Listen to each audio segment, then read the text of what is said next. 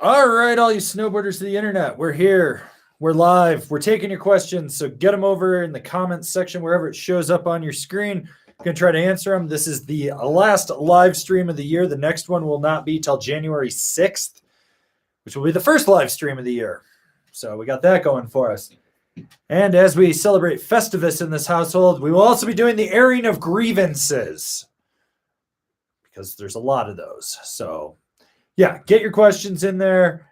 We're going to do that. Hopefully you're taking part in the poll. If you have seen Kevin from Snowboard Pro Camp hit a tree, which I just found out 2 weeks ago, he made a video on how to safely ride trees. Clearly he didn't take his own fucking advice. Jesus fucking Christ. Like, oh well. Yeah. So anyways, there's that. It's the end of the year. We're going to make it. The West is finally getting snow. Hopefully the East is getting some snow. Hopefully Europe's getting snow. So we'll go from there. We'll get that shit going on.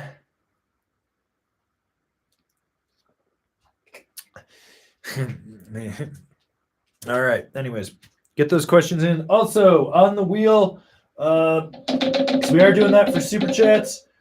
Mystery t-shirt. Mystery t-shirt. Someone could win a mystery t-shirt today. So if you haven't got that mystery t-shirt, you could win that. So yeah, I'm going to try to take some questions, give some people some answers. Hopefully there'll be a new top 5 video later tonight if I get around to editing it. We'll see how I feel. I got fucking hit from behind by a skier today. I rode out. She fucking double ejected and laid there. Stupid fucking bitch. She was laughing while she hit me.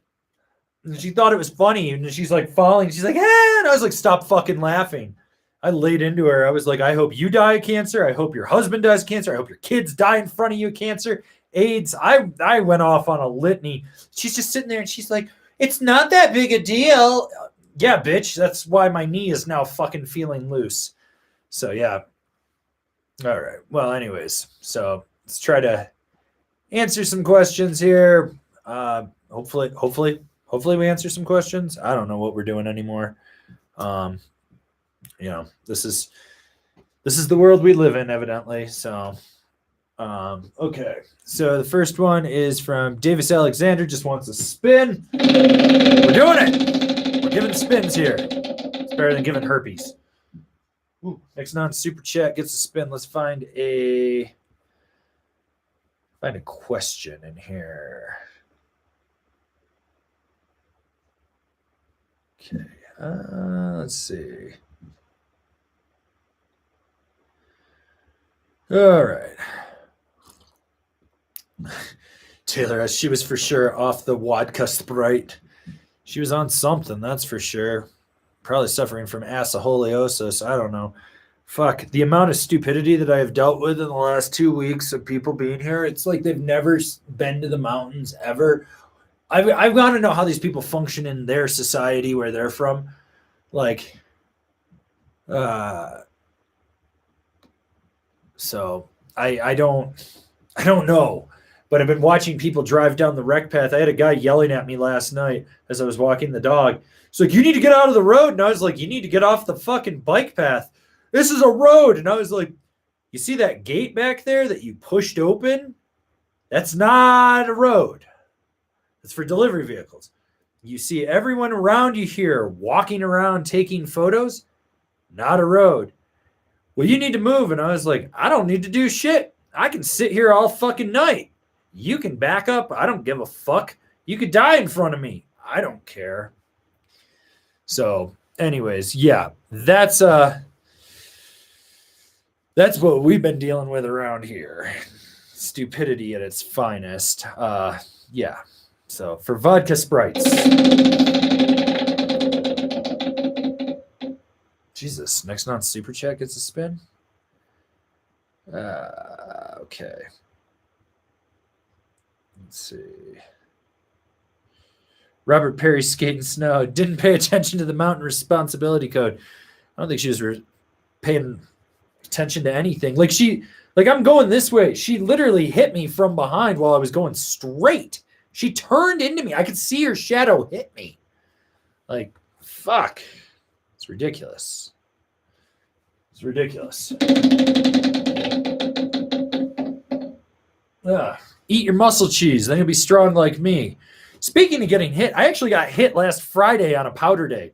Like I timed it right at Copper that everywhere I went, they just ended up. Was it Friday? Yeah, it was Friday. I think it was Friday. Anyways, they were dropping ropes and opening terrain everywhere I went. So I see this dumbass pickle dick. Probably had a fucking Buckhouse sticker. I think he did. And I'm coming down following the left side of the run, slash and pow. It's knee deep. It was actually decent. I didn't hit any rocks. And I see this guy over here going like this. And so he's slowly turning like this. And at one point, he's looking at me as I'm coming down the hill. Like I look over my shoulder and I can see him. And I'm like, okay, he's just getting close. He just wants the pow. And he's getting close. And there's like a rock face.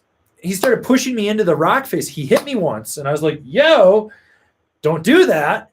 He hit me again. And he was like, what are you going to do? You need to. And before he could finish his sentence, I just grabbed him by the center of his jacket and just threw him into the middle of the run. So he just explodes. And he's sitting there and he's like, what the fuck? Why didn't you fall? And I was like, because I know how to fucking ride and I'm not a fucking idiot like you. But you're the one that fucking wanted to hit me. And he's just like, this is bullshit. And I was like, no, the bullshit is your dumb ass shouldn't even be going down a run that they just dropped a rope on because you clearly belong on the fucking bunny hill. And two, you hit me. Like, what did you want? Well, I don't care. Fucking sit there thumbjacking your queef hole on the fucking run for all I give a shit. So, yeah, that's where we're at. All right, we got Turk Loco, 15 laps and 2-hour drive home. Spin me back to the beach. We're doing this. Spinning people. Pray to the altar of snowboarding, mainly for my back and my knees. Jesus Christ. I swear to God, this never fucking ends. It just never fucking ends. It's absolutely ridiculous. Ooh. Okay. Let's see. Out and about. How much have I missed? Not much. Andre Besta looking for a spin. We got you, buddy.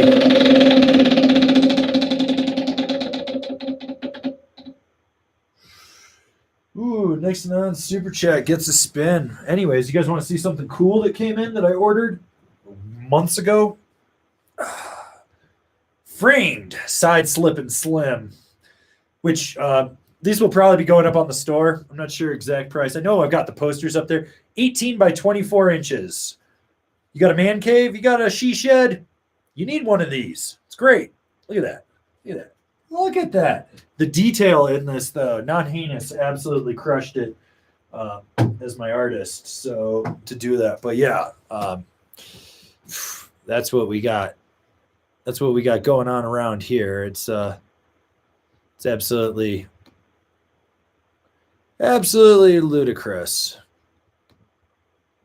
Also, I think my other computer just shit the bed. Oh, well. Okay. Russell Brown. Finally got my 2022 Captain Mercury on snow a few times. As always, your review is spot on. Glad I could help. Taylor asks, Christmas time in Summit County got to be hell on earth. You know, it sucks. It really does. It's a bunch of feet shuffling, fat mouth breathers that don't know what they're doing, practically having heart attacks everywhere they go, driving down one ways, parking where they shouldn't, sitting in all the best spots at the restaurants. It's fucking awful. This is why this is the last live stream of the week, because like starting next week, I'm staycationing. I don't even know if I'm going to snowboard. I think I'm just going to work on projects around the house. I got to get the puppy spayed. Yeah, that's kind of it. Like I'm going to be avoiding people. Plus my birthday's Tuesday. Fucking last year in my 30s. Absolutely awful. Getting old. Sucks. Really, really sucks. I don't know why I keep doing this. I keep getting older. I'm not down with that. I am not down with that. So, anyways, yeah, there's that. Okay, we got Andrew Hernandez. Shout out to Baker Street. Fields Tune Shop in Costa Mesa for adding some gnarly structure to my stump ape. Spin it. Hashtag what wax. Yeah, Baker Street Snow. Fucking killing it, those guys down there. Remember to spray skiers. All of them. Every single one. Your 2-year-old child's on skis, spray them. They got to learn somehow.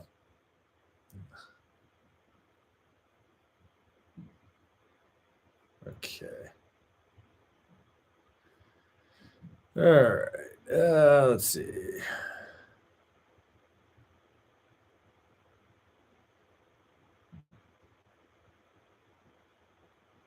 Out and about, any new merchandise dropping for Xmas? Well, funny you say that. Yes. So if you go to angrysnowboarderstore.com, I've been doing the Snow Carney Kids stuff.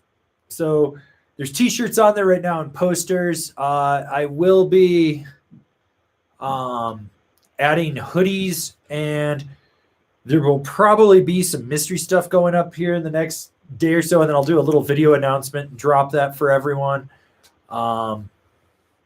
So yeah, there's new merchandise. AngrySnowboarderStore.com. Let's give you a spin of the wheel, sir. Originally, the goal was to do it for Black Friday, and then everyone could have gotten it for Christmas, but you know, that just didn't happen. Fire cures all, except for this pain in my back that lingers from running over a fucking skier. Fucking absolutely ludicrous. Like, what is this bullshit? I didn't run her over. She actually hit me. Okay, we got Carlos Enriquez. Cheers, fam. Stoked we got some snow finally.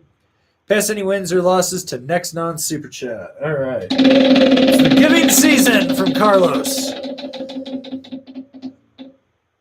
Smash that like button, people. Smash that like button.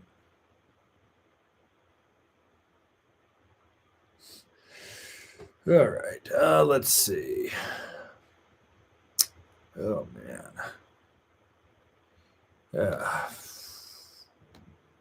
Somebody's texting me. Oh, it's my boy Bruce checking on me, making sure I'm not dead from getting hit.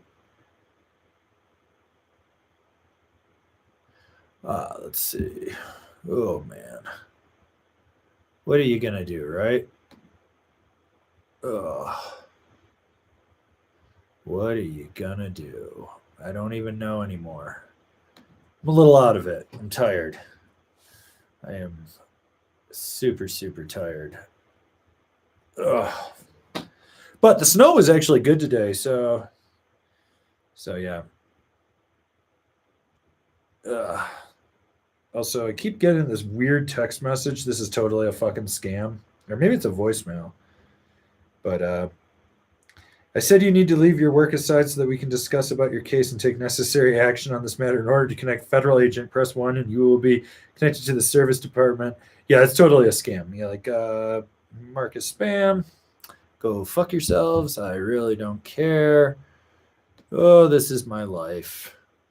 It's now or never. I want to just kill myself every day. Every fucking day. It's awful. Anyways, yeah. But on the plus side, I'm going to end this poll here. We had 87 votes. It looks like 62% of you went to try to find the video of Kevin hitting a tree. Okay, well, there we go. That's good. Also, it's douche tour right now, so you can watch that, I guess, if that's your thing. I don't know. Also, I guess it's an Olympic year. How many people would want me to do live commentating? Because I feel like I could do that, and it would be really funny to do some live commentating of that. So I don't know. We'll see. That could be something funny. Okay, where were we? Yeah, get your questions in. I'm gonna try to answer them. Super Chat's get a spin of the wheel. Let's see. The Lighting Guy 93. Are there any Never Summer boards you like at all? I like any of them that end up in a fucking landfill. Trash ass fucking shit. Ugh. Yeah, smash that like button, bitches. Okay, Joe X. Any suggestions how to break boots in faster, spin to win? Wear them around your house. Dunk them in water. If you got a hot tub, take them in the hot tub. Dunk them in there. Wear them while you're in there. You can heat mold them as well. If you're really tenacious, you can back them over with your car. I've seen people do that before. Fucking awful. Yeah, that's pretty much it, man. Like, those are your options. But we're spinning.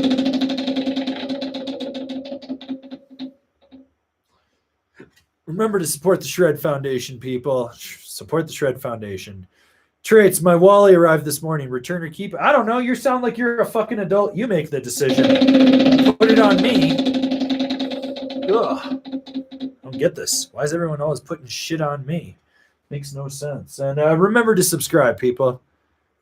Okay, we got us 2000 guy. Considering moving to a now binding but never rode them. Would you ever run them as your primary binding? Also, what's the best all-around playful all-mountain by them? Ugh. Visual aids are always good.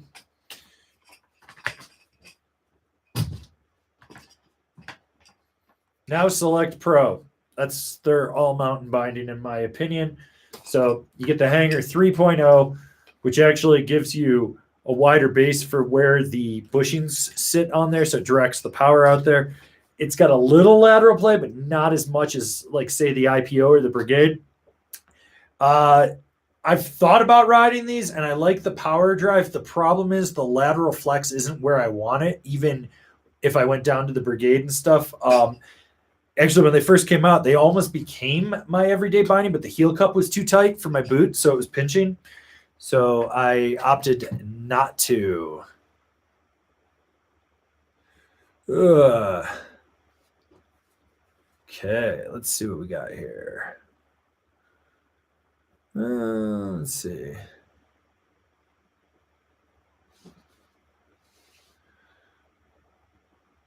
Okay. Davis Alexander 2022. Best ways to sell boards. Craigslist if you really want to deal with stupid people. Facebook Marketplace if you want to deal with really dumbass people, but you might find some people that understand what they're looking for. If not, join one of the snowboarding groups like Vintage Snowboard, Bukkake Fest, or whatever the fuck they call it. I don't know. That might be where you can find something for it. Yeah, that's how you do it. I don't know. I sell every time I sell a board, it's $150 flat fee. That's it. Like, doesn't matter if I rode it one day or if I rode it 150 days. If it's worth $150 to me, that's what I sell it for. I'm like, do it. I sell it to move it. I don't want to sit around and haggle with people. So if someone's like, will you take 100? I just like, I don't even talk to them.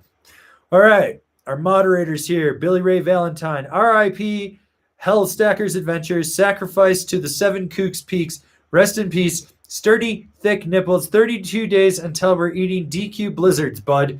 Yes, my moderator is coming to visit, and yeah, Dairy Queen, we're going to go blow our colons out. Ugh. We're also going to spray some skiers, too. Okay.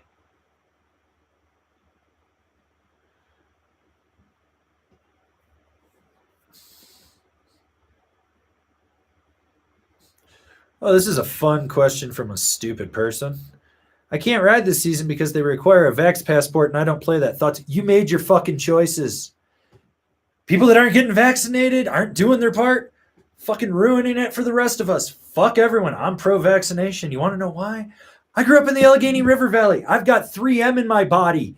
I drank fucking Teflon liquids. Grew up next to a tannery that polluted the first water source in my town. Drank that as a kid. So then we went to the second water source, which was polluted from the other tannery. And then we had a nuclear storage facility that leaked into our water supply. Oh, no. And both my parents were in Vietnam. I got Agent Orange in my blood, too. I don't give a fuck anymore. Inject me with whatever. I don't care. But you want to sit around and cry, they're taking my rights away. No, they're just saying do the part to be the better fucking person. You don't want to be the better person? Fuck you then. Because you're the same people that told me in 2020 that we should take all the fucking old, infirm, and fucking people that are, Slim just tried to call it, all of us that like are immunocompromised. We should all be put on a in a fucking internment camp and kept away. Fuck you. Fuck all of you. You are the people that are the fucking problem. Get the fuck out of here. Fuck you. You're done. I don't want your ass around here. You're gone. So fuck you. Ugh. There. Yeah. Anyone got any questions about me being pro-vaccination? I'll tell you all about it. You want to talk about it? Spike protein, found in 1988. First trial run with what they used for our vaccine. 1991 for the AIDS epidemic. 1994, they went into another trial epidemic. They've actually worked on it for other pandemics and other things out there. It's pretty fucking safe. Oh no, 1 in 25,000 people are going to have an adverse reaction. Yeah, okay. I had an adverse reaction to the first shot, had an adverse reaction to the second shot, had an adverse reaction to the third shot. Still not dead. And if I did die, who gives a fuck? Nothing we do matters. This is the nihilist in me. Told you it was the airing of fucking grievances over here. Fuck you people. Ugh. Fucking wanted to be over here. I'm taking my fucking rights away. No, they're telling you like, hey, do the right thing. Be a good human. Help everyone out. You know, I would love to just believe that we're going to go into a future like Star Trek, but unfortunately, I think we're going into a future like Mad Max and not even Fury Road. We're probably not even getting Thunderdome.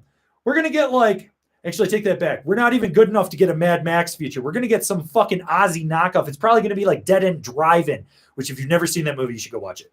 But yeah, this is where we're at. Yeah, fuck that. Ugh. Okay. Caspian K. First laps on my new K2 Manifest team today. Absolutely rips. Never felt so stable and confident on a board. And it's nimble edge to edge for a 60 watt great pop. Thanks for being spot on as always. I try. Okay.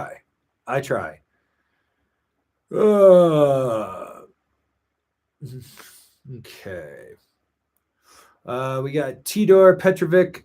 For what case would you pick the Mercury over the Mega Mercury? Okay, so Mega Mercury, you're a heavier weight rider that wants more response out of your board, so you want a really lively board. That's where you go with the Mega Merc. It's just going to have more snap to it. It's a little more aggressive. So if you were on a Mercury and you were folding it, or you're just like, this isn't what I need more lively feel that's reactive underfoot, that's where the Mega Merc comes in over the regular Mercury. Now, if you're more laid back with your kids, you want to do your thing, that's where the Mercury comes in.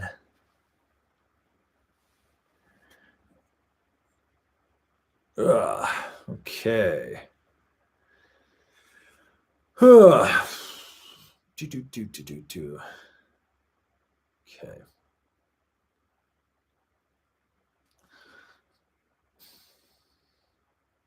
Let's see. Andrew Hernandez. Hypothetically, what shred town would a snowboard-only resort be most successful? Wondering how to spend my money once I win the lotto. Nothing in Colorado, nothing in Utah, nothing in California, nothing in Oregon or Washington. You need to find one that's off the beaten path somewhere and make it a destination resort and make it hard for people to get there. That's realistically true. That's what you need. You're also going to need to look at the statistics of where snowfall is, plus water runoff if you want to do snowmaking. There's a whole bunch of logistics into that. So, yeah. Okay. Wake suggestions for an all-mountain Rad Dad free ride twin-ish board to pair with my Warpig, selling my Carver and Scott Stevens captive version of the Ultra Fear.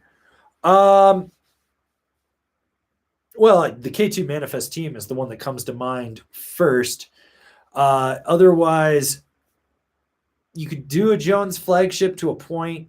Nitro Super Team is another good one.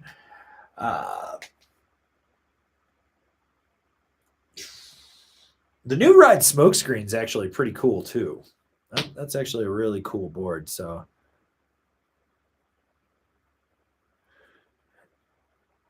Okay, Michael Kulik. Avran, you guys in hell with Dew Tour over Copper? Grand Prix, Dew Tour, Christmas. Just, it's actually not that bad once you get away from Center Village and Copper. Like, I got like 4 good pow laps where it was just me and my friend Jono today. Like, we didn't see anyone else until we get to like the last 300 feet of the mountain just to cut back to Super B. It's not too bad. Okay. All right. Okay, we got... Ooh, this is going to be a hard name. The rig Gazakahanian. Gazakahanian. How does the alchemist ride switch? Will I die if I over rotate a spin and land switch? No, you won't die. It's just you got to understand to manhandle it. Like that board's aggressive. It can handle ride and switch. It's just it doesn't have as abrupt a kick in the tail as it does in nose, but you can ride switch with it. So yeah. All right. The lighting guy 93 with the super chat. Joe Biden promotes skiing and jeans. False. Trump skis and jeans. Joe Biden just sniffs children. I mean, they're his own children, so at least he got that going for him. He's not pulling an Epstein, but he does sniff children. And fire cures all, which is what we should do to all politicians. Okay. Okay. All right. Yeah. So sorry about the whole pro-vax thing. I'm fucking sick of these stupid fucking people, mouth breathers. I have to see them all the time. Like, just do your fucking part. Be a good fucking human. It's not that fucking hard. All right. Okay. All right. We're going to call Slim back since we missed Slim because I was ranting. Let's see what Slimothy has to say. Slim? Avran? Slim? Avran? Yes? I have a song I want to sing to you. Oh, please, Slim. Sing us a song. Tell us a tale. Okay. Avran, the angry snowboarder, he likes to drop off the reviews. And like the other YouTubers, he actually knows what he's doing. That doesn't rhyme. No rhymes. Thank God. Far too long without talking to you. Where have you been? Why haven't you called? Avran? What are you doing? Avran? I'm live streaming, Slim. What are you doing besides singing horrible songs? Silver bells. It's Christmas time in Breckenridge City. Ring-a-ling. You're a ding-a-ling. Soon it'll be New Year's time and you're still shitty. Slim, do you hate me? You know what? I'm going to sing this song between your mom's titties. Well, she had one of them lopped off. Well, Slimothy Whitman, everybody. Oh, Slimothy Whitman. Just wouldn't be the end of the year without a good call. So yeah. Okay, where were we? Adrian Ellis, is the Signal Park Platinum poppy or noodle-like? Thanks. The Park Platinum is the stiffer one, so I'm pretty sure that's more poppy. I haven't ridden it, so yeah. Got that going on. All right. Matea Alex, what would you prefer, the Ride Mountain Pig or the Berserker? Well, I just rode the new Mountain Pig, which the review will probably be coming out sometime in the next week or two. I got to film it. But the new slim wall cap on this thing, the sidewall cap, fucking grips so well. Board's a little more aggressive than I would have wanted. The Berserker is a little more friendly and approachable for me. So I'm probably a Berserker guy through and through. But can't go wrong with either of them as like a free ride board. I think there is a little more versatility in the Berserker over the Mountain Pig because that split tail and everything. So yeah, there is that.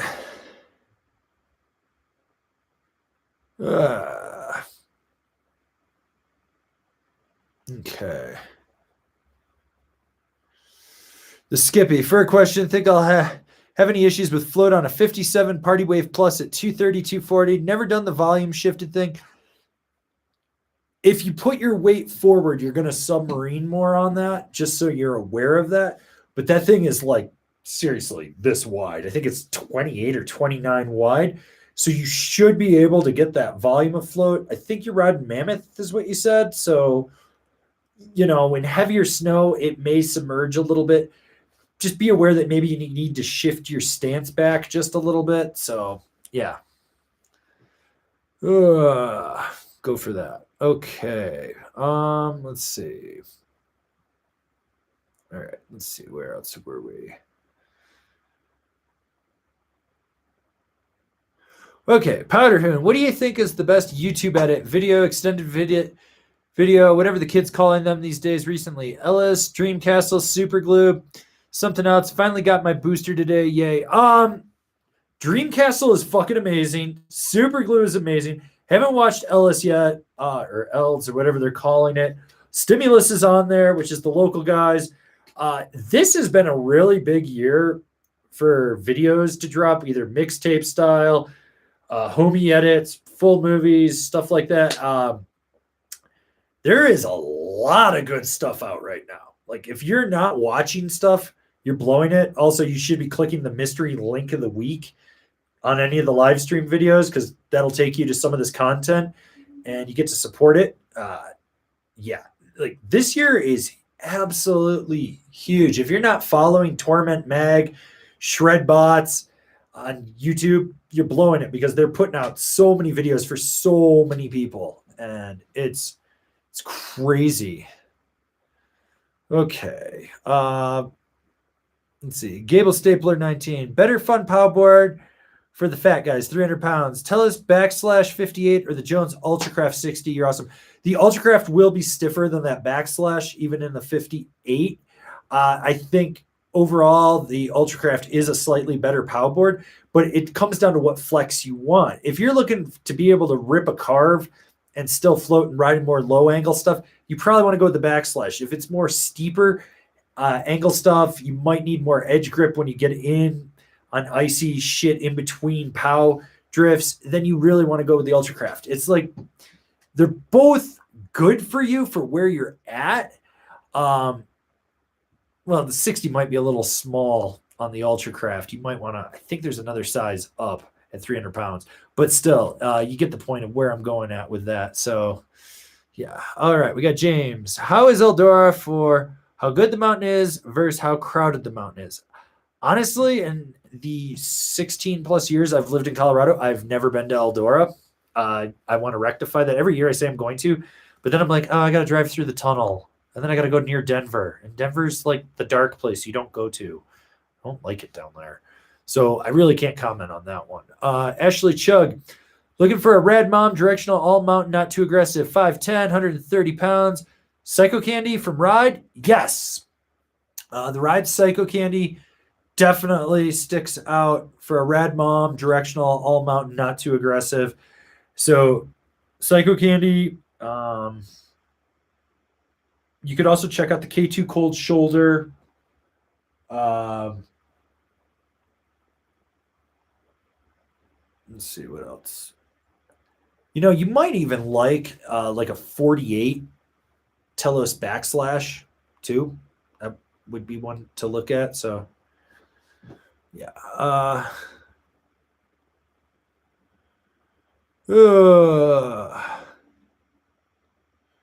Out and about, that framed art is sick. Will they be shipping to the UK? Anything that's on the store does international shipping. I don't have a problem with that. You probably will have to pay the VAT on that, so the value added tax. But other than that, yeah, any of the merchandise on Angry Snowboard Store, which just keep an eye out. The goal is after this live stream, I got a couple weeks to just kind of do Avran things and slow down. It's the end of the year. I got a bunch of reviews. I actually just filmed 4 now reviews and 2 more yes reviews. So I got to drop those. I got 4 rides that I got to film, a Nitro, a Rome, and then I guess evidently I'm getting a shitload of Nidecker stuff too from Switzerland. So I rode the Mellow today, which I feel bad for whoever gets that board after me. I definitely hit a few rocks today. Also got hit by a skier. Fuck them. Fuck skiers. Spray skiers. Okay. Derek, G. Have you been to Taos? I have not. If so, any tips? Hopefully there's snow in January. Plus, what the fuck is up with I-70 between Silverthorne and the tunnel? They should have sorted that shit out by now. Well, they were doing construction on it, and of course, whenever they do construction, they delay everything because they forget that in the spring we get snow, so it delays everything, and then they rush, and then they don't finish shit. So that, but I haven't been to Taos. I wouldn't be too worried about it. I know they're gonna get snow. Like we're just gonna get snow. That's just, I feel it. It's coming. So yeah, you should be fine. Dan Rao, is the Dew Tour making traffic as bad as the I-70 things Instagram is making out to be? It's not the Dew Tour. The Dew Tour, only for the concert does the traffic get shitty. It's not the actual event that brings in people. It really doesn't bring people in. Not from Denver. Like, people come for the concerts. The concerts are where it's at. What's going on right now is you can thank Vail Resorts for selling 76% more season passes than their best year ever. And you can thank Copper and Icon for selling more, double what they did last year, which last year there was a dip. So realistically, it's just more people coming in general. And there's so many of these fucking people that don't know how to drive in snow. So they're just like, I made it into the left lane. I'm not moving. And it's like the whole road's fucking clear. And they're just like, oh, I got my four ways on and I'm doing 30 miles an hour. And it's like, get the fuck out of my way. Like, this is why I have a bag of marbles in my car. So I can just open the window and just heave them at them. Just be like, fucking move. I am literally a horrible human. Okay. Jacob Bowerly. I've been too lazy to buy a new board for the past 10 years, but just moved from a World Industries POS and got a Capita DOA. Is this beast about to be unwieldy and kill me? No, you're actually probably going to learn how to ride because those World Industry boards were seriously crap, and they was probably actually older than 10 years when you bought it. You probably bought a board that was already 10 years old when you got it. No, welcome to the world. The DOA is not a super aggressive board by any means. So, yeah.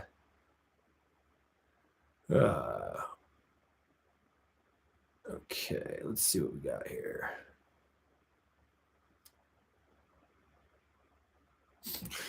Brandon Tauscher with the super chat. Conspiracy theory. Slim is actually Santa Claus. I don't think he's Santa Claus. He's Satan Claus, which is like Krampus's like mentally deficient brother. Believe me, that guy is not right in the head.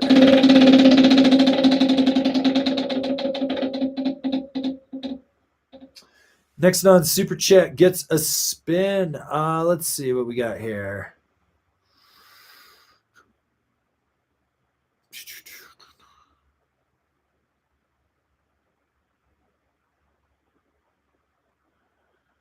Okay. Got Mitch. Thoughts on Lobster Snowboards 2022 drop? I can't believe Lobster's still in fucking business. Like, I just can't. Like, yeah, I would have figured Battalion would have cannibalized them in fully at this point. Like, I just don't get it. They overlap so much with Battalion. It's like, just fucking make it a line in the Battalion thing. Like, you already killed Switchback. I don't. I try not to think about them. Let's put it that way.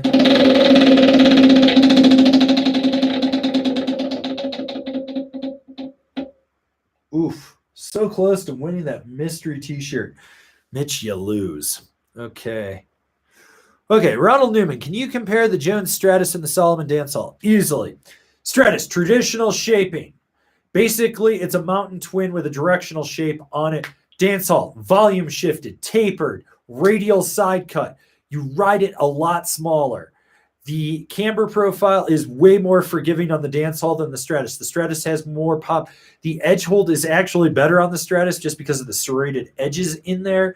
So those are the big differences in there between those two. Okay. Okay, let's see.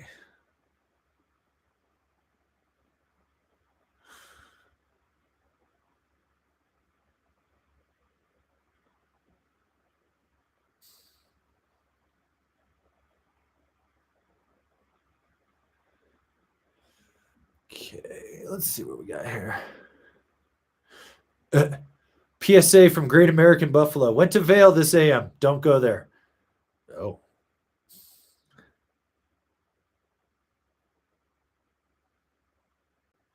Okay. Bry Guy, how bad can sharpening your edges go? Better to just take it to a shop instead? It depends on what file you're using and what file guide. If you have a coarse file, you're going to take more off than if you have a fine file. And if you don't know what you're doing and you don't have a file guide and you're trying to eyeball it, you're probably going to fuck them up. Yes, it is better to take it to a shop if you don't know what you're doing. With that said, can you sharpen your edges at home with a file? Yes, as I've already stated, you can. What you need to know is less is more. So when you're sharpening it, 1 swipe, 2 swipe, 3 swipe. Take your fingernail. If this is the edge of the board right here, you take your fingernail and you go back and forth. And if it rubs the top layer of your fingernail off, it's sharp. If it doesn't, it's probably round. And basically, you want to make sure that you go tip, so nose to tail, full swipe. Don't kick it off in the middle. Don't put it on before the contact point. You go from the contact point to the contact point, 1 full motion. 1 swipe, 2 swipes, 3 swipes. That's how you want to do it. And you do it on both sides. Then if you're feeling like the contact point's a little bitey, you take the file and you just go up it. You go from about this far inside the effective edge towards the nose, towards the tail, and you just detune it a little bit. That's really it. So, yeah, that's kind of the way to do it. But if you're really worried, apprehensive, you're not a good DIYer, take it to a shop. Definitely take it to a shop. All right.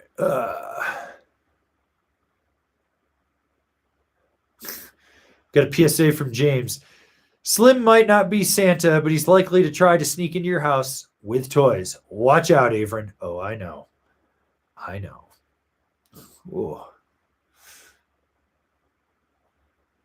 Okay. Big Bull Trout. He wants everyone's help with this. Do I get an Arbor Element camber or an Arbor Shiloh camber? You want it a little softer and more playful, and you're like progressing low-level intermediate to mid-level intermediate, go with the Element. You're a little more advanced of a rider, go with the Shiloh. That's my 2 cents, but let everyone else answer that for you. Okay.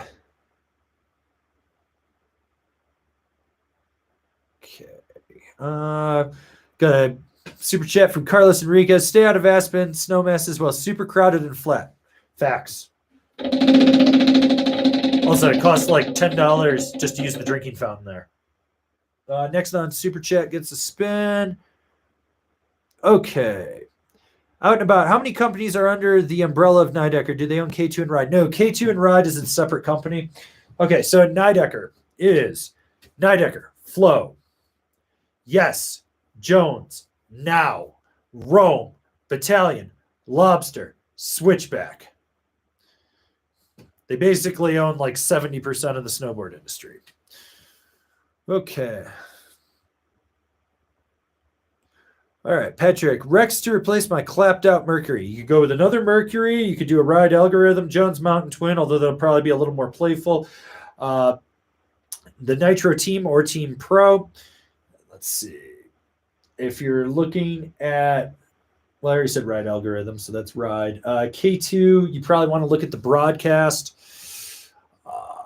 Rosinal, either the Revenant or the Resurgence. Kind of look at the flex pattern and figure out what you want in there. But that should give you more than enough options right there.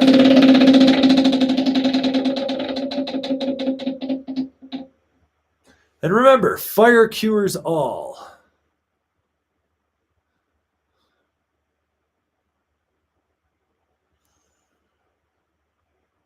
Okay, let's see what else we got here.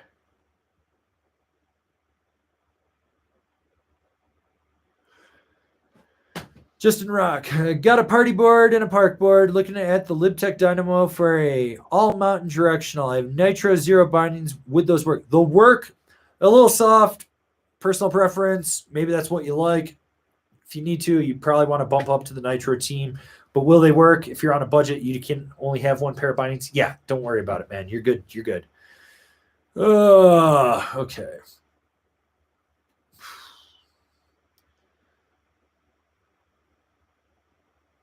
Okay, Mitch, did Snowboarder magazine die? I'm confused because I thought they closed last year, but they still post every once in a while on the Blue Moon. It's like a zombie brand. I mean, they're posting. There's like a few publications that I'm like, wait, I thought you said you went out of business, but I don't know if they just have ad contracts that they have to live up to, and so they're just pushing out what they need to finish it out, because they probably do have stuff till 2022 and then they're officially done. Super friggin' weird.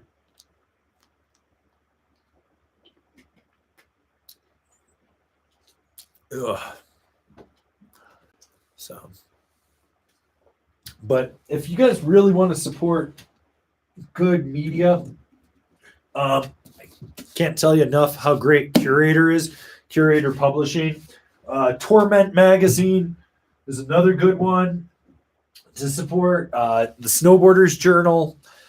Those are all good physical medias to check out and support. I believe in what they're doing over there. So, yeah.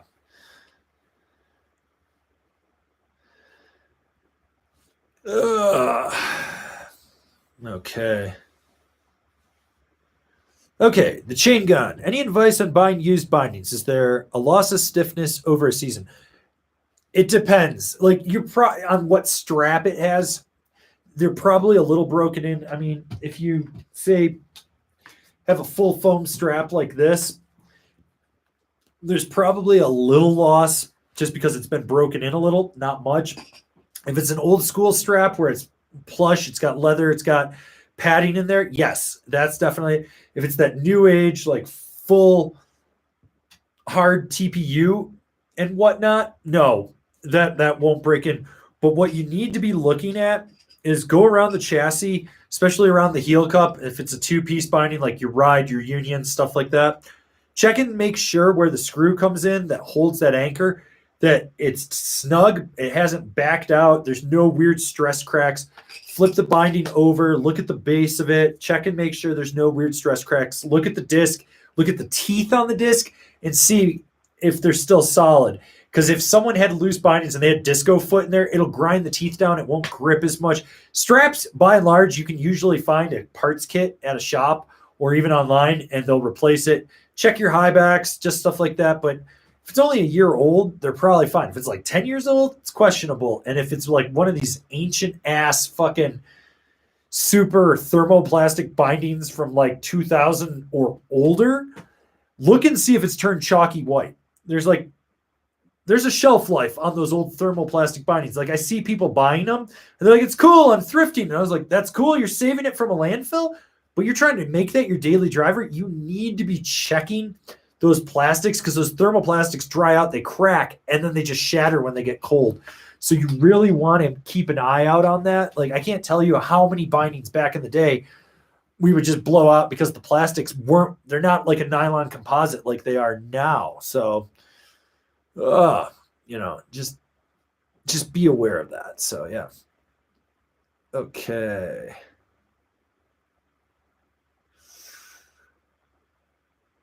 Okay. David Meggins, wanting to get the Capita DOA, struggling between the 152 and 154. I'm 147 pounds in size 9.5 boot. Okay, at 147, you can kind of go with both. This is the way I'd look at it. More all-around balanced use, the 52 is probably going to fit you better, especially if you got more of a freestyle flare. Now, if you're looking to charge more, you need more edge grip, that's where the 54 comes in. But I think the 52 at your weight is what you ideally want. Also, if you're just tuning in right now, you got questions, get them in the chat box wherever. Super Chat's get a spin of the wheel. We're giving away a mystery t-shirt prize pack to someone lucky enough. This is the final live stream of the year. There won't be another one till January 6th. It's going to take a couple weeks for me. So, yeah. Okay. Gable Stapler 19. Any niche boards coming up for review? You know, I asked for them months ago. They were supposed to ship them. Haven't really heard anything. Kind of just at the point where I'm like, yeah, I just don't care. So, yeah. Okay. Cosmetronic Haze. My Solomon holograms are feeling a little soft when I want to charge. What binding should I snag for a stiffer all-mountain freestyle? Okay, so you probably want to actually get away from the Solomon stuff and bump up to something with a more rigid heel cup in there. So you're looking at your Rome Vices, your Ride C6s, your Union Forces, Felcors, or Stratas, even a Burton Malavita or a Cartel will be stiffer. Probably want to go with the Cartel in that. If you're looking at bent metal, you're looking at like a Transfer. That's probably where you want, but hopefully that gives you enough options. Okay. Okay, Michael Kulig. Avran, been riding Superfeet blue insoles, but wanted to support a more core brand. What's comparable to them? So the Superfeet blue, if I remember correctly, are probably closer to a shred sole. So, because I think those are the ones with the beefier, the blue, if I remember correctly, have more arch support. So you want to go with like a shred sole, or you would go with like the Remind Medic, not the Cush, the Medic in there. But Remind and shred soles are like the two super core ones that I think of when it comes to snowboarding. These are the ones that I support the most. I really love Reminds. For me, I think they're great. Shred soles just have too high of an instep for me, unfortunately, so I can't use them. But if you got a higher instep, they're great. So yeah. Okay, we got Jackman 1. What's your thoughts on the K2 special effects versus the older Cool Bean? So I have the first year Cool Bean. The special effects rides like mine does now, torsionally, like because mine's clapped out. It's just got a lot of torsional flex to it. That 3D shaping, you notice that in the nose when you're in POW on the special effects, it does funnel out, whereas the Cool Bean had a flat nose, so it didn't funnel it out as well. So the way to look at it is the special effects torsionally softer, more 3D shaping, so a little bit better POW float in the nose and a little easier to turn underfoot. All right. Let's see. I feel like I'm missing some questions. Banky, how come you don't like any of the flex bindings? Faults don't like. You just assume I don't like because I always forget to recommend them. But there are a bunch of reviews where I do recommend them. So there you go. The one thing I don't like about Flex, there is no dampening underfoot. You feel everything. That's my biggest gripe with them. Okay. Jack Ripper, sir, Satan loves you all. Yeah, he does. It's that 666 super chat. Support the Shred Foundation, people. Okay, Thor, Avran, how critical is it to have some custom footbeds? I'm an advanced rider and occasionally experience foot pain. So when you think of custom, when people say custom, I mean, I'm thinking like how I used to build full molded footbeds to your shape, grind them, fit them in the boot, fix a bunch of problems in there. Most people don't need that. Like I would say probably 80, 85, 90% of people that snowboard don't need that. They just need a good aftermarket insole, your Remind, your shred sole, something like that to replace that stock insole, because stock insoles are straight trash, which I don't think I have one here to show. Maybe I do. Nope, I don't. I don't have one right now to show how cheap and chintzy they are. But if you're only experiencing occasional foot pain, you probably just need a good aftermarket insole, something in the $30 to $50 range, and you're good to go. So, yeah.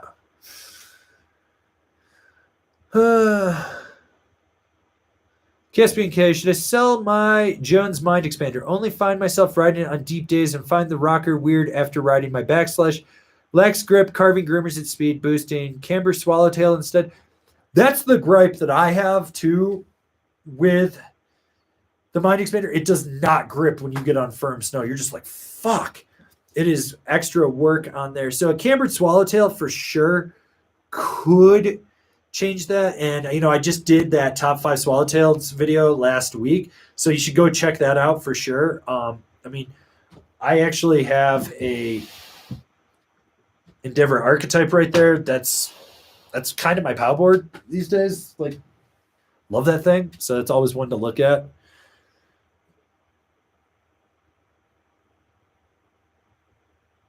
Okay. Let's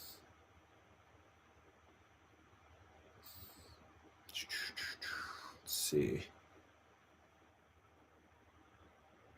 All right.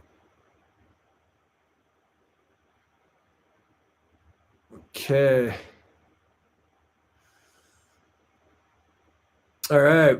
We got a PSA from our man, the healthy snowboarder, which he is the chef at River North over in Dillon. Go eat their food. It's amazing. It's phenomenal. Go do it. This guy knows what's up. Shout out to Jevin. What's up, snowboarding family and shredders of the internet? Took a week off for mental health. Been riding copper every day. Had breakfast with Jamie Anderson this morning. Thanks, Avran, for everything. Mental health, if you feel you're struggling, go take your time. That's what the end of this year thing is for me. This is why this is the last live stream. I'm taking the end of the year off and the first part of the first week of January just for myself. I'm going to work on some projects, get myself right, but take time for yourself. So many people are like, we got to go.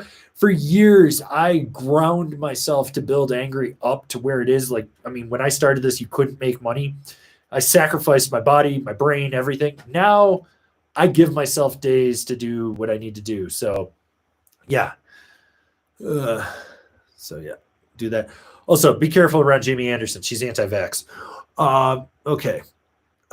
Joe X with the super chat. What would be a good size board for a 10-year-old? I have an old K2 he could use, but might be too big. If any suggestions? It kind of, when they're 10, like, just look at their weight. And if they're under 100 pounds, you probably want something in the 40, 44 range in there. And if they're like 100 to 125 pounds, 46 to 50, somewhere in there.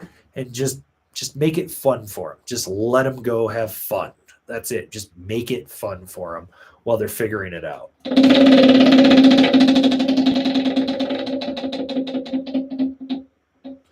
Fire cures all. Okay. All right. Let's see. Okay, David Meggins, thanks for all the help, man. How does the new Capita Indoor Survival compare to the DOA? Isn't it really in the same ballpark? Looking for an all-mountain to get into freestyle? No, it's not. So the DOA is a softer flexing, different camber profile. It's easier to engage. The indoor is full camber. It's old school camber. It's a directional twin. You got a little bit of setback on it. It's got more pop.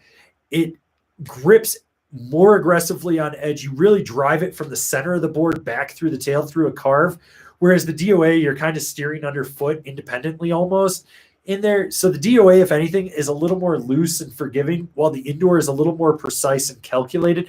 Also, the indoor has way more snap than the DOA. Way more. Let's see. Okay, Young T, what volume shifted board would you suggest to a lower intermediate rider? Ride Warpig, always a safe bet in there. The Rome Service Dog, Telos Backslash, and I think those are kind of your safe bets. Some people will probably steer you to an Orca. Go do it. Also, some dumbass on an Orca almost fucking ran into me today. Like, I'm smashing pow, and he sees me, and he just keeps steering into me. Then we get to the bottom. He's like, sorry, dude, the snow just looks so good. I just kept going and steering into you. And I was like, yeah, you didn't hit me because I saw you. But I thought about just spraying your ass.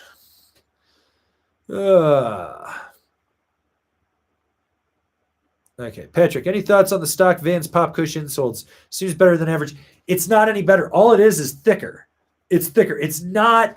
I've pulled them out and looked at them, and everyone's like, oh, these are so much better than stock. No, all they did was just add more foam with a dampening agent. That's it. It's not actually cradling the arch where you need it. It does nothing for the metatarsal arch support as well. All it is it's thicker, so it doesn't compress as easily as a normal stock insole. That's it. It's not real. It's slightly better, but in the grand scheme of things, it's nothing that I'm like, oh, fuck yeah. I remember like people telling me about it, and I finally looked at it and was like, oh, this is only mildly better. It's like, it's sad. Pledged up 95. What do you think of public snowboards? So my boy Sam is now the rep, so I'm going to be able to actually get some to ride. And from the first year on, they actually revamped their whole line because the first year stuff was kind of questionable with like its specs. Like you'd look at it and be like, this is fucking weird. So they're supposed to be a lot better. I am supposed to be getting next year's to demo around the first of the year, I think. So yeah. So there's that.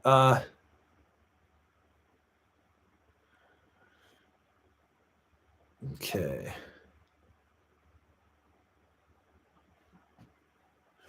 Okay, Junior, looking at a couple used powder boards. Last year's Orca 53 and the previous year's War Pig 54. I'm 190 pounds. What do you think? Thanks. That 54 War Pig at 190 pounds is going to be a little bit of a boat to drive and just to steer and stuff. You'd be better off going with that 53 Orca, in my opinion.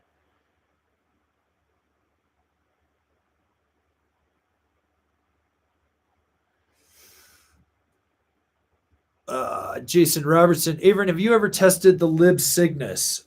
No, I don't think so. If I did, you'd have to go to angrysnowboarder.com and search if I did. Which I don't think I have. I think that's one that I've just sort of been like, whatever. Okay.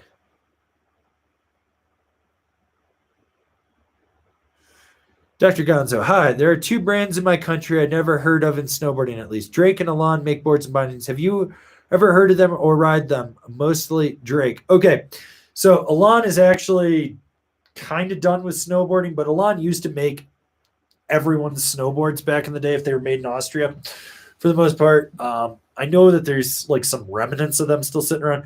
Drake's been around for 30 years.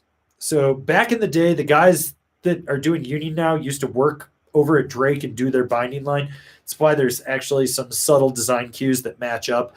Also, if you ever worked in a shop and you'd get a Union parts kit, sometimes there was Drake toe ratchets in there. I mean, they even said Drake on them.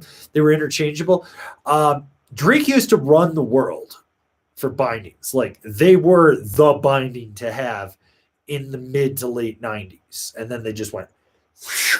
The boards, I've never been overly impressed with what I've ridden from them, but I mean, that was maybe 10, 12 years ago in there. But they are a historical brand in snowboarding. I know that they're doing a very big push. They're also owned by Northwave boots and bike shoes too. Supposedly the boots have gotten a lot better. I guess they're trying to get back into the US. We'll see. But it's not a brand I'm going to actively like chase down to ride right now. So yeah.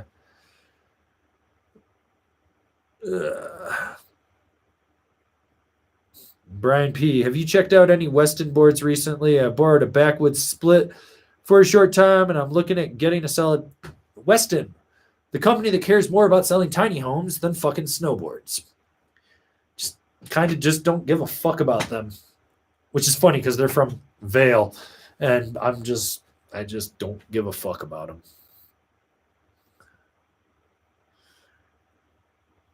Let's see, where were we? I feel like we're missing some questions here. Okay, Eric Chen with the super chat. Thanks for the insults. I love the new stickers. What do you think about Malcolm Moore on YouTube? The guy seems like a good instructor. Have I even looked at? Is he the Euro guy that like carves? Can't remember. I feel like I've looked at him once and was just like, whatever. And just like, more power to him, I guess. I don't know. Like, and I feel like if I've never heard of him, he probably hasn't done anything to piss me off. So yeah, there you go. So I don't know. Glad you got your insults, but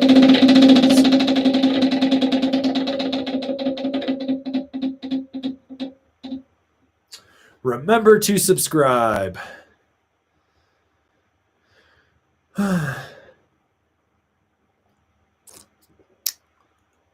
Eldo Argument. I just ordered a pair of Union Contact Pro GG Rough Edition. Anything I should be concerned? It's being paired to an amplitude stereo.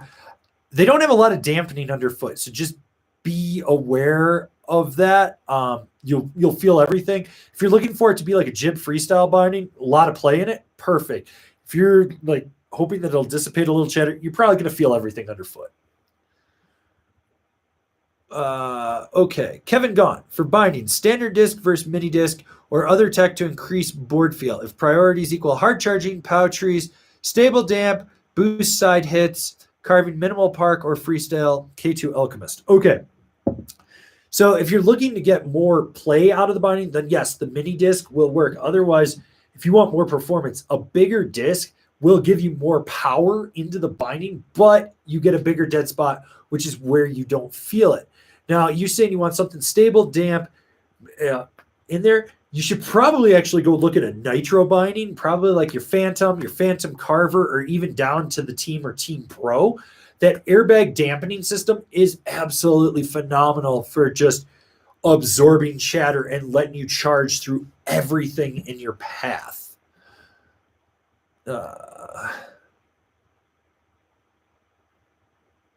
Todd Anderson, what's your take on the unisex ride Psycho Candy versus War Pig as a quiver killer? Basically, the Psycho Candy is just going to be a little bit softer War Pig. So if you're like a small guy with a tiny foot, it's probably better to go to the Psycho Candy over the War Pig. It's just how that's going to work. I need to ride one, and I didn't ask for one, and I should have. So I'm going to have to hit up like Christie's or something to grab it, because I've got a Mountain Pig, Super Pig, War Pig, Twin Pig to ride. Oh, well, I've ridden the Mountain Pig, which I think, yeah. Okay. Let's see.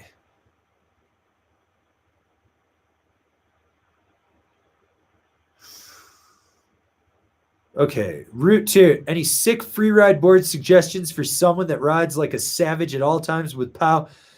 3 out of 5 days. Rosinal XV. Not the sashimi, the old school XV.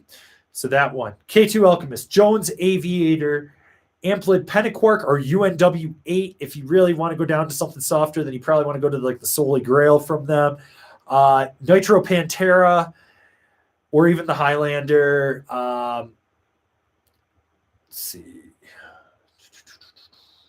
I feel like I'm drawing a blank, but I know if you're doing like even the Libtech Retro Ripper might be something that you would look at. If not, the TRS to an extent. Libtech TRS kind of sits in there as well, but that should give you a few options right there. Okay. Wayne McKenzie, what's the story behind the praying hand sticker? Love it. Okay. So if anyone's seen some of the stickers we gave away, it's the praying hands with the rosary beads down to the season pass, and it says spray skiers on it. So it's the spraying hands, actually. We took a Vail Resort season pass, and that's why we did it, spray skiers. Thought it was just kind of something funny. It was just an idea that my friend Ben and I had, so we went with it. It's just about spraying skiers and having fun with it. So that's what it was all about when we came up with that logo.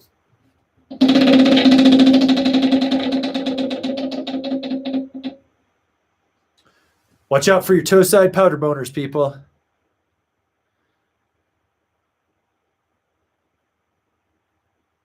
Okay, Dylan Deschler. When a bit too performance fit in my DC Judge boots. Any tips on relieving some pressure in my toes? I've already heat molded with toe caps on. Okay, pull your stock insole out. Or if you've got an aftermarket, then what you want to do is, shit, I think I took all my boot fitting supplies. Anyways, you want to get a heel wedge. You can go on tonar.com, TOGNAR.com. You can get a heel wedge, and what you're going to do is pull the insole up, put that under there. What that's going to do is that's going to elevate your foot like this and pull the toe back off the end pressure. It'll give you a little more space, but what that's going to do is now you're going to sit higher in that heel pocket. So you might need, if you got a belt sander, you might need to ground that heel wedge down to thin it out a little bit. But what that's going to do is, I said, it elevates the ankle and pulls it off the toe. If you're still feeling a little bit take a razor blade, take your insole, take the razor blade, and you can run a knife. You want to cut it right across, about in the middle, little line. That's going to give a little bit of give, and then pinch it and take a needle nose plier. Don't cut it all the way through. Just want to cut through the first layer. Take some needle nose pliers, pinch it, and just rip some of the foam out of the end of that. It's not going to be as warm in the toes. You got to understand that, but it will give you a little more space. You might also have to reheat mold it in there as well. If you've got an aftermarket insole as well, take it on the belt sander. So if this is the belt sander right here, put the toe on it while it's running. You put your hand over the toe, hold the heel, and you grind it down and just do it like really quick until you get used to it. Make it even all the way, but that will drop the toe down inside the boot while still elevating the heel. And with that heel wedge, that should be able to get you to where you need to be. Hopefully this year I can do some boot fitting 2-in-1 videos. I got to find someone that either has a boot fitting shop where I can go in and just film me grinding everything, or someone that's got a garage with a belt sander up here and I can go in and just film how to do everything. But I'm hoping to get that stuff done, and that'll drop in the spring, summer. I'm going to try to just have content for the off season. One of the other things I want to do for you guys is top 5 best worst reviews of ski resorts. So like go check out their Facebook page, Google, Yelp, and just read the most absurd, because they're out there, fucking reviews. Like, there's too much powder on the run. Like, what the fuck, Karen? What are you doing over here? Yeah.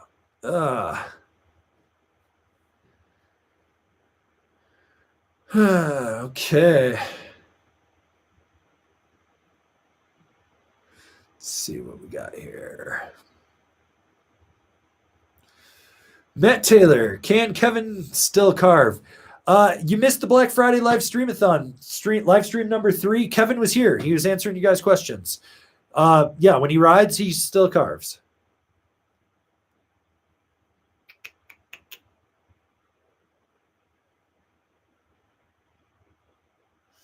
Okay.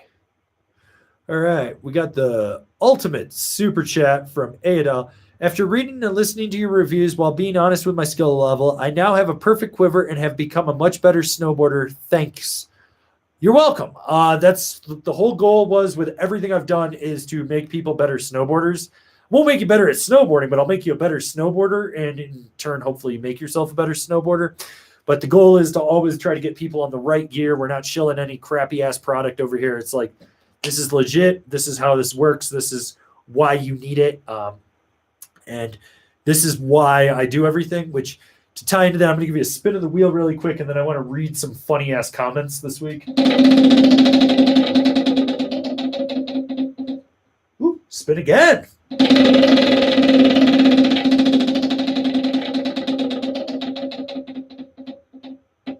Ooh, so close to getting that mystery t-shirt. Once again, Adel, thank you for the mega super chat there. But yeah, I want to read some of these funny ass questions or comments that I've gotten so far. Let's see. So this has been on the clue binding, which I've talked about, which is the strap in, step out one. So I want to read some of these funny ass comments that I've gotten. Let's see.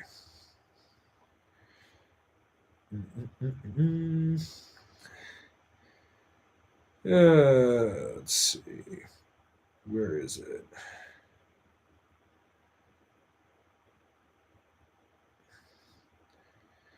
Okay, where did that go?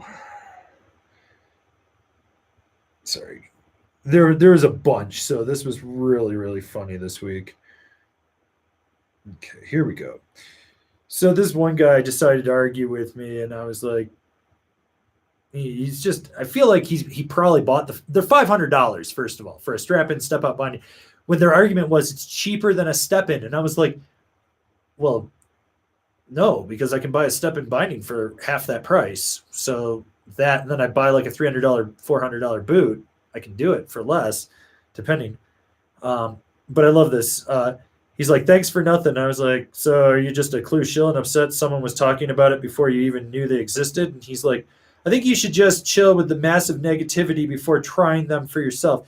Your attitude of, if you can't buckle, you shouldn't board is childish. Shouldn't automatic car drivers not enjoy their drive? And I was like, one of you guys commented, his name is Angry Snowboarder. I feel like he's allowed to be a bit angry towards shit.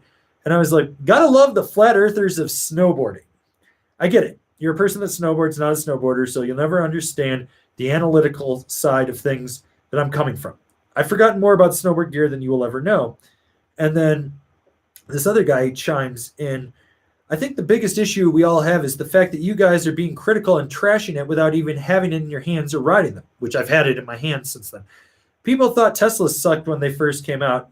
Now mom's silent sedan is smoking Ferraris at any streetlight or highway. We would like to see an actual test of the good, bad, and ugly, not keyboard critics whining about German engineering. And I was like, so my response. So how many bindings have you ridden in your life, and how many days on snow do you have? Everyone seems to get bent whenever I ask this question to anyone defending this. Can you strap in standing up? Do you like board feel or a giant dead spot underfoot?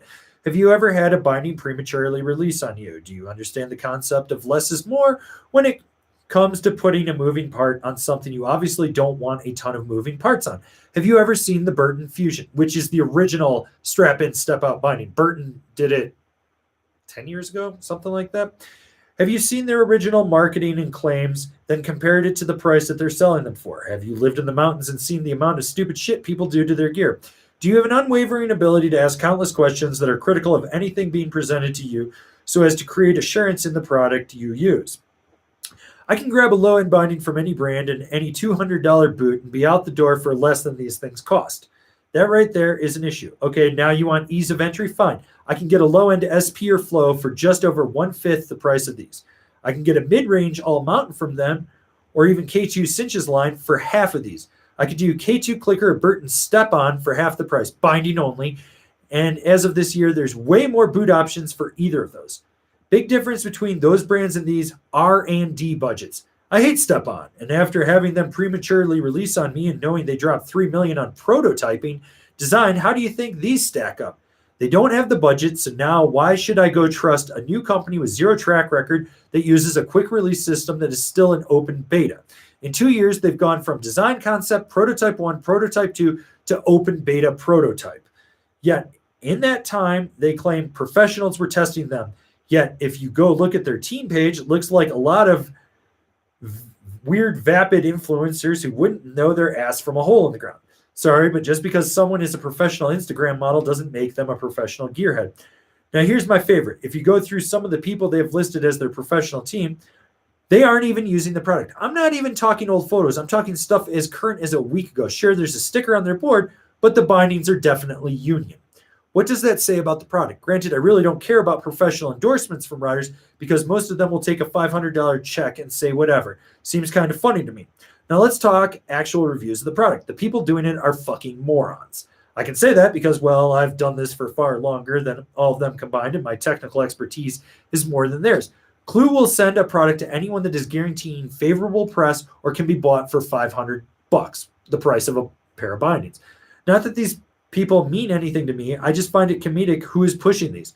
What I find more telling is that guys that run shops have worked in the snow industry for decades and who I've sat in group feedback design meetings with won't even touch these things. Shops that literally make millions off selling comfort products. Parts. Let's talk critical failure here. Let's just say Roy from Texas decides to buy a set of these because he's, quote, sick of his ski buddies waiting for him to strap in. Cool. Now let's say Roy straps in these steps, then steps out on these and runs all over the cobblestone that is common in almost all of his favorite mega resorts in Colorado. He wears down the TPU sole of their stirrup. It's now not clicking in as it should. Does he just walk in and get a new one while on vacation at any repair shop? Nope, it's specialized. Well, shit, Roy, you're SOL. Hope you can have it overnight shipped to you. If not, enjoy these LTR bindings or go shell out for new ones. But what's more than likely is he'll just roll with these things having play in them or possibly prematurely releasing and just go YOLO till something happens. The average consumer that snowboards is pretty fucking weak with their gear. Quote, what do you mean I have to check my screws? Quote, I was just riding along and my edge magically recessed on my snowboard. Quote, my feet always hurt in my boots. I upsize from my shoe size because I like to have lots of wiggle room. Quote, I paid $500 for these 30 years ago. Can I warranty them? Get my point here? These will take some serious re-education to the end user that they aren't willing to have. Until you've hit a point where nothing surprises you with critical product failures anymore because you've watched the Darwin Awards in action for too many years, you won't be as critical as I am. Also, to address the argument of you have to try it before you can form an opinion crowd. So you're telling me you've never seen a movie trailer and said, that's lame without watching the whole movie? Does this mean you're not down with doing butt stuff and find it disgusting without ever trying it? Some of you really need to think before you comment. This goes back to like why I do what I do. All right. Is it going to be for everyone? No, it's not. I get it. This isn't going to be for everyone, but this is where I'm at with it. Like, if I'm willing to try something, I'll give it an honest opinion. But when I look at something that's still a design concept, so in 2 years, they went from design concept, prototype 1, prototype 2, open beta. Someone said it best on the thread from this video that is over 2 years old. These guys are designing a product to get funding to make it, to play with someone else's money. They're not playing with their own. They designed it for venture capital. That's what it is. When you do that, you don't care if it fails or not because you don't have anything tied to it. You'll go take your mechanical engineering degree and go build something else. It's fine. I get that. Nothing wrong with that. But when you come out the gate with a brand new product, and I use this term loosely, brand new, because they're sourcing their straps. They're not designing those from scratch. So those are open source that, and Burton did this before. But when you go into something like this, you need to come out the gate swinging so that when I look at it, go, holy shit, yeah, I want to ride that. Not, oh, fuck. This is a problem. This is a problem. This is a problem. This is a problem. This is a problem. This is a problem. This is a problem. That's what I looked at. Like, I can pick up a now binding if they come out with a new one, which actually, here. The Pro line, you know, this is a $200 binding from them. And I was just like, okay, I trust it. I'm going to go ride it. Why? Because when Skate Tech was new, I talked to JF about it. It made total sense to me on how that worked. And I rode the very first generation of now bindings. And I was like, hey, your heel cup is too tight. This is an issue. This is an issue. This is an issue. And he's like, yeah, we're working on it. We knew that, but we wanted to see it. And I was like, okay, cool. I get it. And they rectified that problem. And now you have Hanger 1.0, 2.0, and 3.0 from them. With this clue binding, what I look at is you got a bunch of design nerds that are trying to solve a problem that doesn't really exist. Like, I love it. The marketing. Sitting down to strap it. Okay. Stand on your back foot, take your front foot, swing it out, kick your board into the snow and build a ledge. Have a little core strength. Don't be a doughboy. You'll be able to strap in. I get it. If you were disabled, I could see where this would work. Okay, that's fine.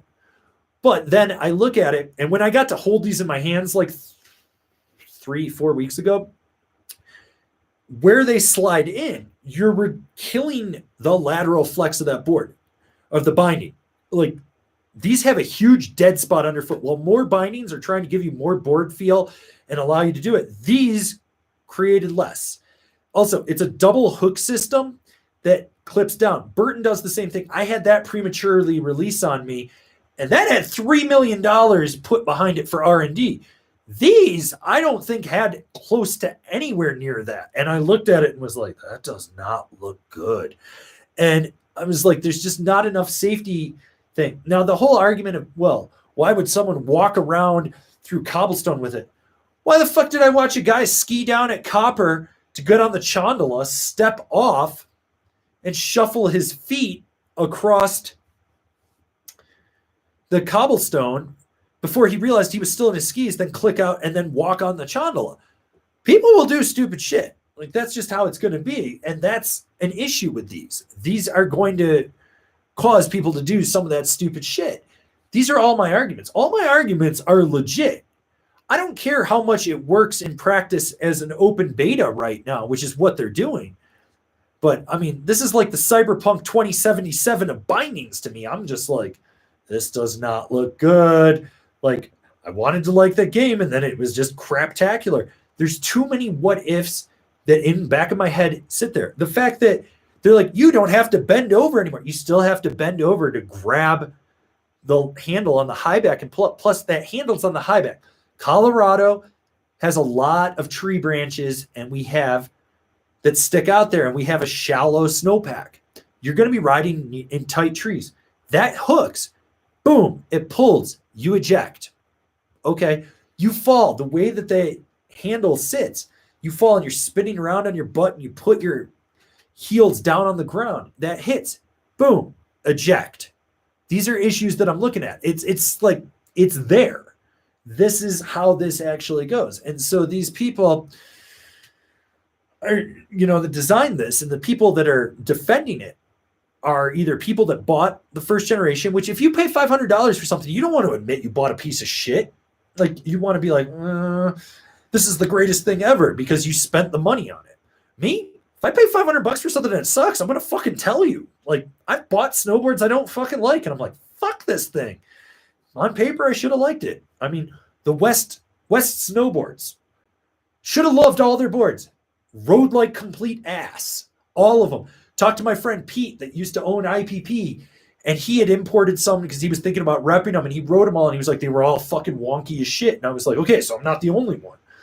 Like, should have liked them, but and the owner's like, well, we've never felt these problems. Well, yeah, because you're not looking at it like from my perspective in there.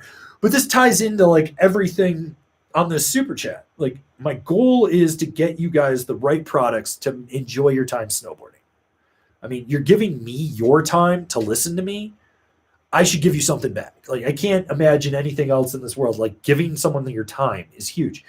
These Clue guys are just over there throwing money, not even their own, I bet, at whomever. Like, I was looking at one of their riders, and it was just some fucking chick standing around, and she's just like, and I was like, does she even fucking snowboard? And then I found snowboarding pics, and I was like, oh, cool. She's a Bunny Hill bomber.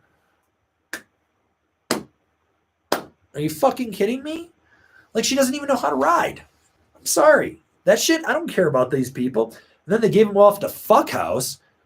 Why is he reviewing product? Is that because I make more money off of it than him? I don't know. Like, what he's trying to do. It's like he doesn't know shit about shit. Like, he doesn't know how to ride, and he doesn't know shit about product. I don't. It just blows my mind. Or is it because he'll take anything from anyone at this point to try to be relevant? I mean, I guess if you want to be the cool kid to a bunch of 12-year-olds, more power to you. But the longer I do this, the more I'm like, oh, these things are fucking garbage. Like this binding, I don't have a problem with what they're trying to do. People think that that's my issue. Well, there's strap in, step out. I don't have a problem with that. What I have a problem with is how it's designed and how it works and how they market it. Because when the Burton Fusion came out, I thought that thing was absolutely awesome. I was like, oh, that's a cool concept. Because I had the guy that taught me to ride, Borden Bob, RIP, COVID got him, was a big step-in guy. Burton step-in guy. But he was like, I just want something, because he was always teaching. He was in and out and in and out and in and out. I looked at that and was like, that's a cool concept. It's like when I look at flows, I was like, they're not for everyone, but they work. The SP binding, it's the same thing. K2 cinch, fuck those things. Trash. Clicker, the new version's better, like from what I've seen, still not for me. Step on, I don't trust it. I will never trust that. I'm like, there's just something about like how that releases in the toe and shit. But yeah, it's just, it just blows my mind. And I don't get why people have such a hard on for it. And it just, I don't get it. That's the whole thing. It's like, you want the best product. You want to optimize your time. I can get something that makes things easier. I'm a BOA guy. I've been riding BOA for like almost 20 years. People shit on it still. And I'm like, I don't know. I know what problems are going to happen. So that's the whole thing. But I love BOA. I understand lace. I understand speed zone. They all have their place. I even kind of, to an extent, understand the little kids' Velcro boots. I mean, I remember when Ride did that for adults. Didn't agree with it, but I remember when they did it. So this is the whole thing. Like, I'm trying to get everyone better. I'm trying to support snowboarding with real brands. Like, I saw a comment the other day from someone else that was like, snowboards should be $100 to $200. I don't get why they're $500. And I was like, okay, then you don't understand engineering, R&D, material cost, shipping, distribution, sales, this whole thing. Like, I get it. Snowboarding's got a high barrier of entry. It always will have. There's only so much you can do. But $100 snowboard isn't going to ride like a $350, $400 snowboard. It's just not. I can tell you that.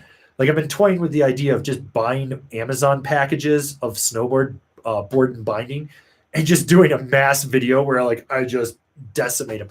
The other thing that I want to do is No Bad Day put out their binding, which if you follow Union, they put out their Dark Web Special binding, which is a Force Strata combo. It's because there's a shitty knockoff version that you can buy on Alibaba, which is crap. But No Bad Day, Terror Snowboards, Blank Snowboards, a few other people. It's basically the Chinese kind of stole the mold, but they didn't have everything to finish it to make it a full Union. So it's like a half-assed Union. And I kind of want to just decimate the whole fucking binding to point out how shitty it is. They're selling it for 250 fucking bucks. And I was like, 250 bucks for a binding that rides half as good as a Force? And I don't even like the Force. I think the Force fucking sucks. And I'm just like, but this is the shit. Like, where we're at. It's like these shitty ass goggle companies. It's like, they aren't offering you anything. Like, cool. I get it. You buy store brand everything. That's fine. There's some store brand things that I like because that's just the way it is. And there's some that I'm like, oh, it's multi-meal. Ugh. That's it. So anyways, yeah. Anyways, that was a bit of a rant. So I'm going to try to take some more questions from you guys. And we'll just keep going from there.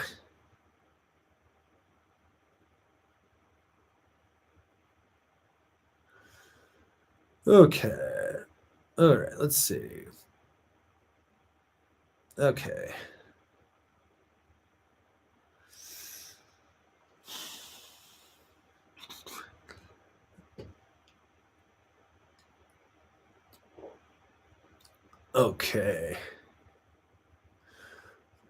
Okay, Carlos Enriquez. If you were stuck with only one board for a season, what would you choose?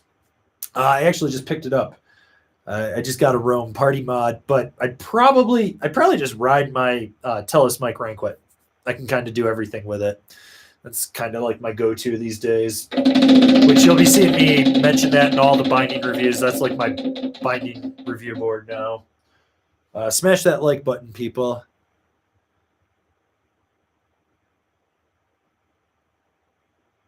Okay, Caspian K. Have you tried the K2 Niseko Pleasures? I haven't yet.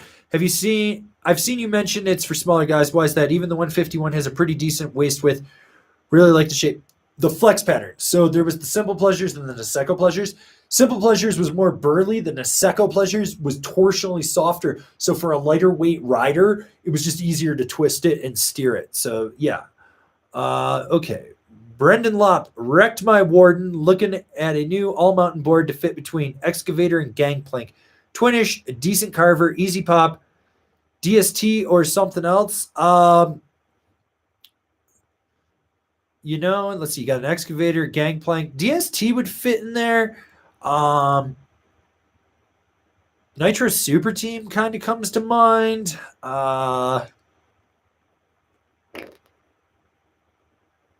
See what else. Jones Stratus too. You could probably do a Stratus in there. That would work as well. Okay. Yeah, sorry. Let's see.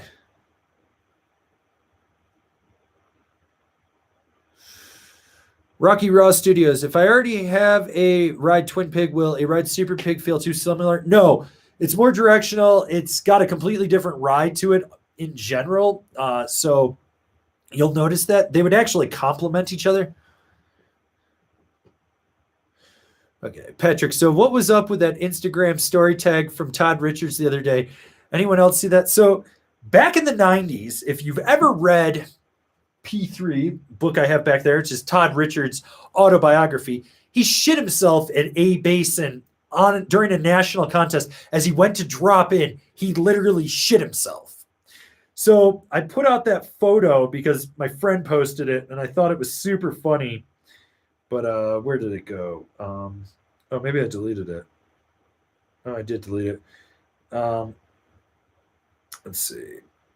Anyways, maybe I didn't delete it. Hang on. Yeah. So basically, it was a little action figure with a poop stain on his butt, and it was at B. Todd Richards leaving the mountain because he shit his pants action figure. So I thought it was funny when I saw that, and I did put his name on it and made it at the mountain instead of leaving a party because I thought it was funny. But yeah, that was the whole thing with Todd. Todd and I have cracked jokes with each other for like 10 plus years on the internet. We're always sending each other like memes or asking each other about stupid things that we see.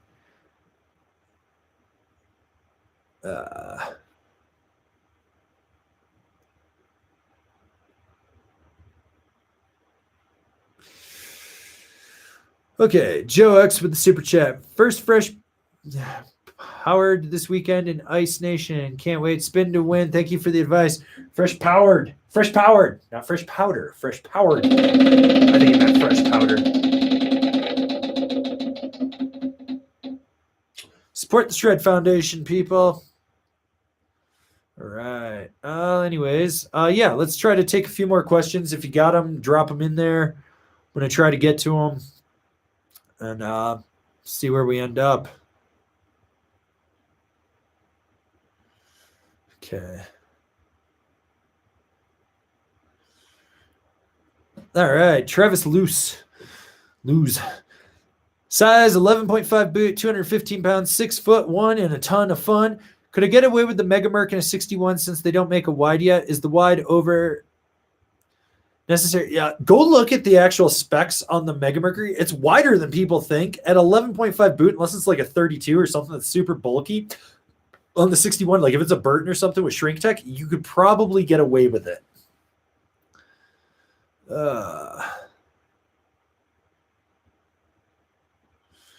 Just in case, what's your go-to lift at Copper? Magic carpet for sure. I'm lazy. It's moving. Just moves you right up the hill.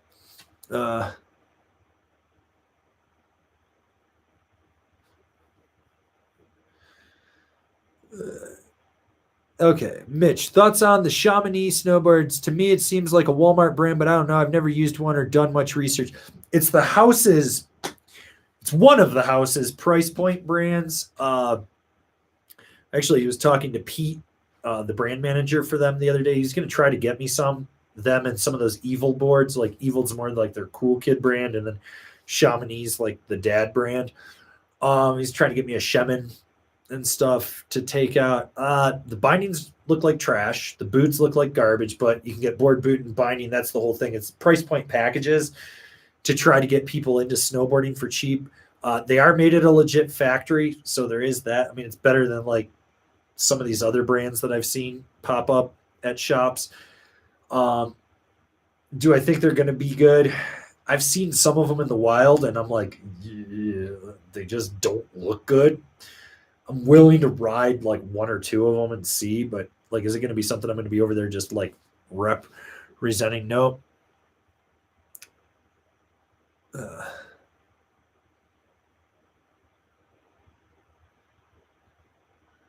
Okay.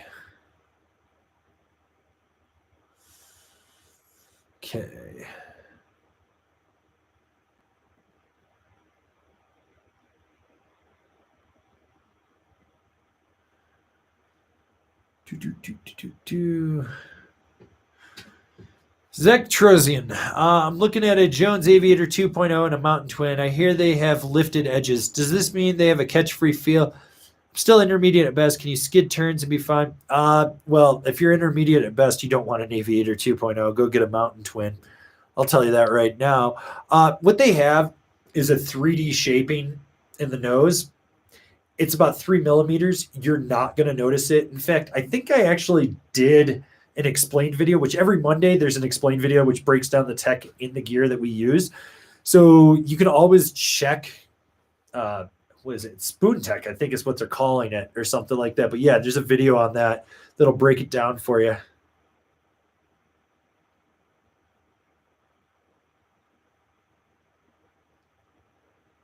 Okay. Let's see. Real Matt Blatt, have you tried the Season Nexus yet? No, that is Evo's store brand. Frankly, probably never will. They kind of piss me off, and I just don't give a fuck. If they want to come sniffing around and maybe reinstate my commissions back to what they fucking were. I mean, seriously, they're like, we're worried we're not going to have any sell-through. We have to cut your commissions. I sold double that year after they cut my commissions. And then I sold double this year and still haven't gotten my commissions bumped back up. Not that I'm salty, but I mean, that does kind of fun things. But yeah, it was weird. They had promised me that they were going to send me a bunch of stuff and that we were going to work together. And so I had made this whole outline of like what I wanted to do. And then they took everything. And I think they gave it to James Beastie at the Good Ride. So they were like, this is how Avran was going to do it. You should go do it. And I was just like, are you fucking kidding me? Oh my God, that guy is so fucking bad. He's so bad. He's just so bad. That dude has never sold a snowboard to someone face to face. Oh my God.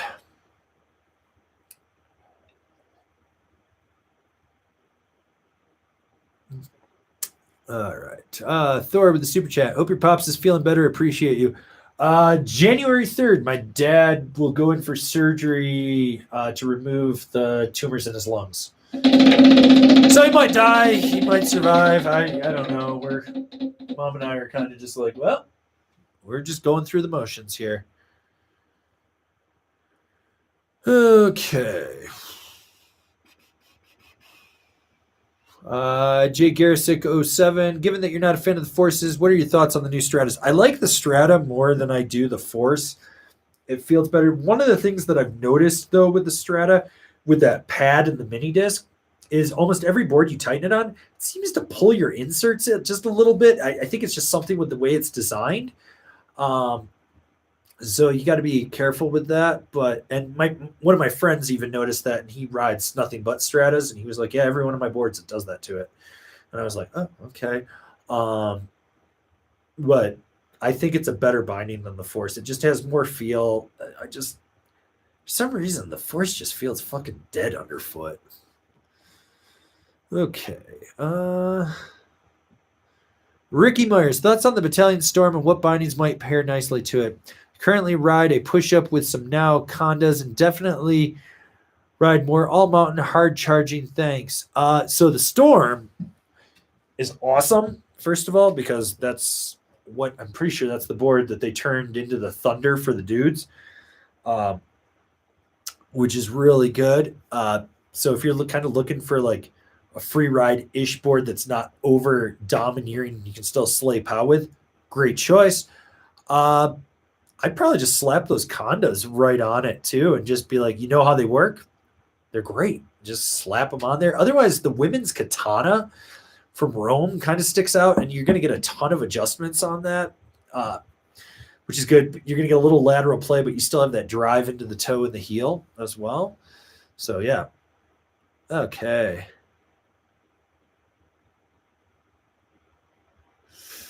Yeah, anyways, looks like we're slowing down on questions here. Been here about an hour and 45 minutes. So let's get your last questions in, because I'm going to probably sign off. I got to go walk the dog and feed her again and get some food in me too. So yeah.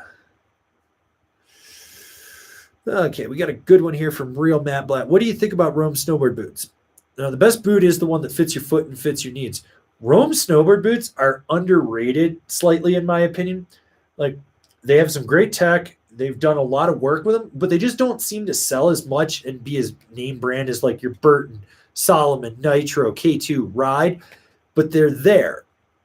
Tech-wise, they're there. The other thing that I've noticed with them is for people that have high insteps and always end up with instep pressure, that's the one brand that they should probably be looking at. Like Kevin Hub, has all these weird problems with his feet.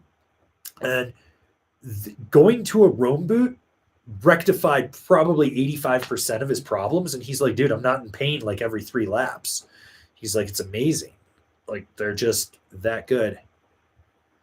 Okay, let's see. Okay, Waco. Is Endeavor the only non-Burton brand that had the channel thingy? No, Signal's got it, as does Karua. It's out there. So there's a bunch of brands that are doing it. Okay. Michael Kulig with a super chat. Had a shit day. Need this. Looking forward to busting out my old ray gun with formulas on it and just getting weird this weekend. Have a good Christmas. You have a good Christmas. Get weird. Spray skiers. Always spray skiers. So.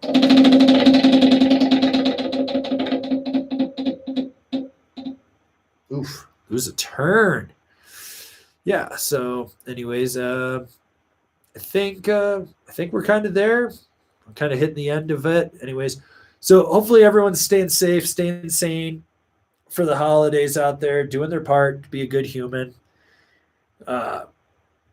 So do what you got to do. Remember, this is the last live stream. The next one won't be till January 6th. There'll still be reviews, top fives, explained videos dropping. I'll be scheduling the live premieres, but I probably won't be in there answering questions. If you really absolutely need to answer a question, you can hire me on Angry Snowboarder Store to be your personal shopper. It's totally fine. So we got that going on. Let's see. Oh, yeah. Can't forget to plug these again. So we'll be putting up the prints. Right now there's posters. They're 18 by 24 inches on angrysnowboarderstore.com. So you got that. There's T-shirts. I'll be adding hoodies and probably crew necks. I'll be making a video. I'll be finishing a video on that to hype those up and get those out. I'll probably drop that like right after Christmas. In there, hopefully after Christmas we got more snow. I can finally lock down. I want to do like these meetup and ride days. It'll probably be like a Saturday, Sunday, like a weekend, just to allow more people. And I got to talk with some of my reps. They were kind of open to like being there for people to try product and also be able to ask me and them questions and stuff. So I got to see what's going on with that. So we're going to try to work on some of that stuff as well. Yeah, I think that's kind of everything that we got going on. So if you're new here, remember to subscribe, click the bell, get those notifications. That way you're not missing any of the videos we got coming out for you. And if you really like what we're doing over here, swing on over to Angry Snowboarder VIP and become a member. It utilizes the Patreon platform. It's just a great way to help support us so that we can do more cool things. For anyone that's won product from Black Friday or thereafter, it is more or less in the mail. I have no clue where the fuck it is. So hopefully that'll be getting out to everyone. So yeah, that's everything. Anyways, guys, I'm going to get out of here and happy holidays to everyone. Have a good, safe New Year's. Make smart decisions. Spray skiers, always spray skiers, and ollie slow signs.